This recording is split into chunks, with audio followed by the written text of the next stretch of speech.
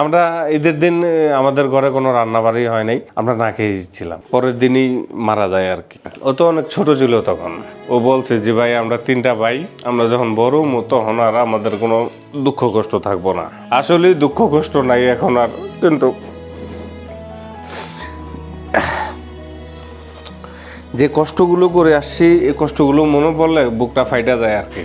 এক সময় ইট মাথায় দিয়ে ঘুমাইছি, থাকার মতো জায়গা ছিল না। আর এখন বর্তমানে আপনার আমাদের 1500 স্কোয়ার ফিটের ফ্ল্যাট নিয়ে আমি থাকি। এরকম অনেক প্রোডাক্ট নষ্ট হয়েছে। হওয়ার পরে যে একটা শেফ আনছি, শেফ আনার পরে যেমন আপনার এই ফাইবারটা, আপনার মেটালের উপরে ফাইবার দিয়ে কাজ করা, এই ফাইবারটা এটা হচ্ছে চায়না ফাইবারই। এটা চায়না ফাইবার বলতে আমাদের দেশে মেক করা। চায়না এই একটা দোলনা ম্যাক্সিমাম 26,000 টাকা বিক্রি হয়। আমি বিক্রি করতেছি এটা আমি দেশে তৈরি করে আমি 14,000 টাকা বিক্রি করতেছি। নানুগো বাড়িতে থাকতাম আমরা, আমার দাদির বাড়িতে তো আমার বাবাকে বের করে দিয়েছে। চট্টগ্রামে যাওয়ার পরে আমার বাবা আমাদেরকে ফেলে দিয়ে উনি চলে যেত বিভিন্ন জায়গায়।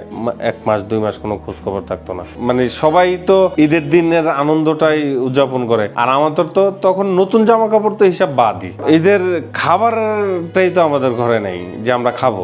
আমরা ঈদের দিন আমাদের ঘরে কোনো রান্নাবাড়ি হয় নাই, আমরা না খেয়েছিলাম। এই পরিস্থিতিতে তখন একটা হোটেলে কাজ নেই, সর্বপ্রথম হোটেলে কাজ করলাম। ক্ষুধার যন্ত্রণায় আমি তার কাছে গেলাম, আমি যা বলতেছি যে আমার একটু কাজের ব্যবস্থা করে দেন। পরে ওনার হোটেলেই আমারে রাখলো প্রথম, কিন্তু টাকা তো দিত না, খাবার দিত। তো সকালের খাবারটা দিয়ে আসলেই মা ওদেরকে নিয়ে রাত্রে দুপুরবেলা খাইতো, বা আমি রাত্রে খাবারটা আনলে ওইটা সকালে খাইতো, রাত্রে খাইতো, এরকম ভাবে। পরে অন্য কাজ শুরু করলাম, যেমন আপনার বিভিন্ন স্থানে আমি গাড়ি ধুইছি, চুমুক দিয়া রাস্তায় লোহা টোকাইছি। এরকম ভাবে কতদিন চলবে আমাদের এই পরিবারের এই অবস্থার মধ্যে? যেমন আপনার আমাদের ফ্যামিলিতে আমার একটা ছোট ভাই হঠাৎ করে অসুস্থ হয়ে যায়। অসুস্থ হয়ে যাওয়ার পরে যেমন ওইখানে আপনার আমাদের ওরকম চিকিৎসা করার মতো অবস্থান ছিল না। আমার ভাই এমন অসুস্থ ছিল যা বলার মতো না। এখন আমি চাইলে একটা গরু কিনা জবা করে দিতে পারি, কিন্তু ওই সময় 70 টাকা 80 টাকা কেজি গরু গোস্ত ছিল।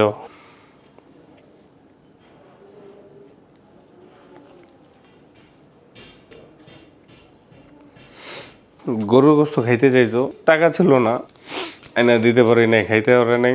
এক দোকানের সামনে যায় কাটলে যে হাড্ডি বা অন্য কিছু বেরোয়, কয়টা টোকা এনে আমার মারে দিছে যে রাইন্দা দাও আমি খামো, আর খাইতে পারে নাই। ও তো অসুস্থ ছিল, ওর মনের ইচ্ছা ও গরু গোস্ত খাইব। হসপিটালে ভর্তি করাইলাম, টাকা পয়সা নাই, মানুষের কাছ থেকে চাইয়া এখানে ওখান থেকে কিছু টাকা নিয়ে আমি মার কাছে দিলাম। ওর একটা ইঞ্জেকশনের দাম তখন 2500 টাকা। পরে আমি কিছু টাকা জমে, যেমন 1500-1600 টাকার মতো, ভাই আর বোন ছোট, ওদেরকে রাইখা কোথায় মা থাকতো হসপিটালে, আমি ওদেরকে নিয়ে বাসায় থাকতাম। তো ওই টাকাটা যেটা দিছি ওইটাই আমি রাত্রে দিয়ে আসছি, সকালবেলা আমি গেছি আবার যাই শুনি যে ওই টাকা নিয়ে আমার বাবা চলে গেছে, আবারও জুয়া খেলে ফেলাইছে। তখন আর চিকিৎসা করার মতো আমাদের অবস্থান ছিল না। পরে রাত্রে করেই, এদিন রাত্রে আমি মারা বললাম যে তাহলে ওরে নিয়ে তো বের হয়ে যেতে হবে হসপিটাল থেকে, এই টাকা দিমু কই থেকে। রাত্রে করে ওরে নিয়ে পলায় চলে আসছি আমরা হসপিটাল থেকে। আনার পরে এখানে আইনা কবিরাজ দিয়ে একটু সুস্থ হয়েছিল একদিনই, পরের দিনই মারা যায় আর কি। ও তো অনেক ছোট ছিল তখন। ও বলছে যে ভাই আমরা 3টা ভাই, আমরা যখন বড় হবো তখন আর আমাদের কোনো দুঃখ কষ্ট থাকবো না। আসলে দুঃখ কষ্ট নাই এখন আর, কিন্তু যে কষ্টগুলো করে আসছি এই কষ্টগুলো মনে পড়লে বুকটা ফাইটা যায় আর কি।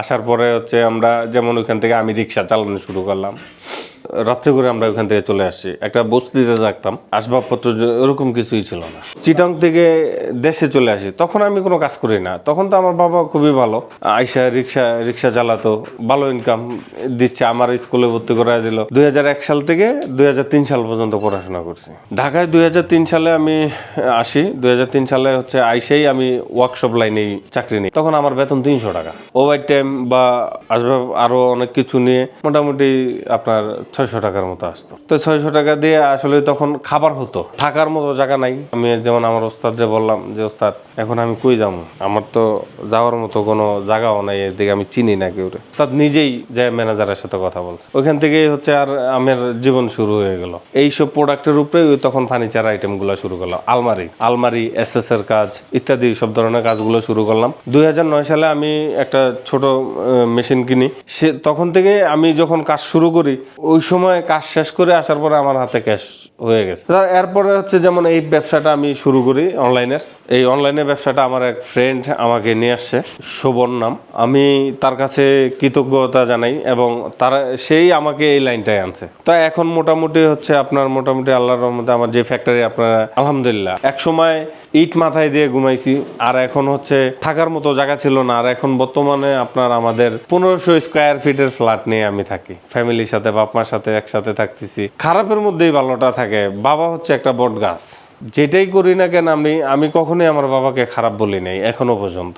এটা প্রথমে বানাইছি যেমন অনেক বড় হয়ে গেছে, কারণ এটার মেজারমেন্টটা তো আমার কাছে ছিল না, যার জন্য এটা অনেক বড় হয়ে গেছে। আবার ছোট করছি, এরকম অনেক প্রোডাক্ট নষ্ট হয়েছে। হওয়ার পরে যে একটা শেফ আনছি, শেফ আনার পরে যেমন আপনার এই ফাইবারটা আপনার মেটালের উপরে ফাইবার দিয়ে কাজ করা, এই ফাইবারটা এটা হচ্ছে চায়না ফাইবারই। এটা চায়না ফাইবার বলতে আমাদের দেশে মেক করা। এই ফাইবারটা তৈরি করতে আমার প্রায় 1 মাস সময় লাগছে। চায়না এই একটা দোলনা ম্যাক্সিমাম 26,000 টাকা বিক্রি হয়। আমি বিক্রি করতেছি এটা আমি দেশে তৈরি করে আমি 14,000 টাকা বিক্রি করতেছি। এটা কোয়ালিটি 100% ভালো এবং হচ্ছে আপনি দেখেন আমাদের এখানে দেখে নেওয়ার সুযোগ আছে। তাছাড়া হচ্ছে বাংলাদেশি প্রোডাক্ট হিসাবে আমি মনে করি যে অনেক শক্তিশালী এবং মজবুত। আপনার এগুলো আমরা এমনিতে 5 বছর ওয়ারেন্টি দিয়ে থাকি।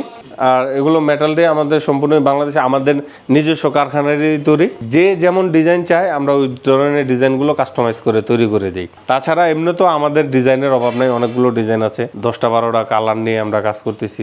এরপর হচ্ছে যেমন মেটালের এই কাঠের প্রোডাক্টটা আমরা শুরু করছি। ফিউচার আমাদের প্ল্যান হচ্ছে আমরা ফ্যাক্টরি আরো বড় করতেছি, আরো প্রোডাক্ট বাড়ানোর জন্য এবং বাংলাদেশে কর্পোরেট লেভেলে কাজ করার জন্য আবারও ট্রাই করতেছি। তবে একটু আমরা পাইকারি দিচ্ছি সারা বাংলাদেশে, পাইকারির সাথে সাথে আমরা কিছু খুচরাও বিক্রি করি। আমার ছোট একটা শোরুম আছে, তো সেখান থেকেই হচ্ছে আমরা যেভাবেই পারে ক্রয় করে নিতে পারে। হ্যাঁ, এটা প্রায় 4 ফিট বাই 4 ফিট স্কোয়ার জায়গা লাগে, ওরকম মানুষই কিনতে হবে। আমাদের এই প্রোডাক্টগুলো কিন্তু বিভিন্ন প্রবাসী ভাইয়েরাও কেনে।